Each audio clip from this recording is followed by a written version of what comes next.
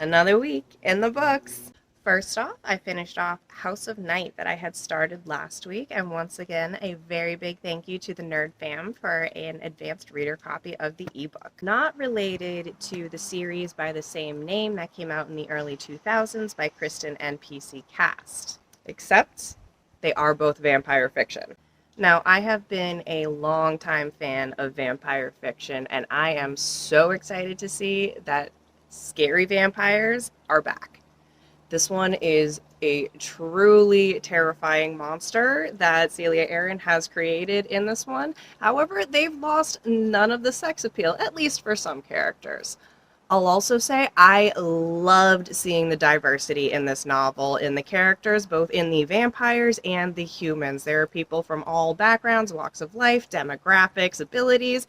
It's really, really nice to see because that is so often lost in a lot of vampire fiction. As I've said before, one of the big downsides to getting advanced reader copies of books is I'm left waiting for sequels sometimes before the first book is even out. Thankfully for this one, I'm not going to be waiting that long. They do have the next release date scheduled for the second one.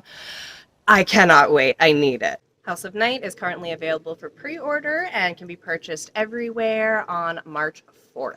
After that, my local library hooked me up with a copy of Hemlock Queen. If you've been following for a while, you'll remember I did the first one in the series, The Foxglove King, back in December. About the first one, I had said she could probably cut almost a fourth of it without losing anything from the story. This time around, she made full use of all 464 pages. It does not slow down at any point. This one is a wild ride. And honestly, all the world building that she did in the first one really, really stepped up and took it to a whole new level in the second one. It is so fully immersive. I love the magic system that she's using too, and I'm getting really, really into everything that they've got going on politically.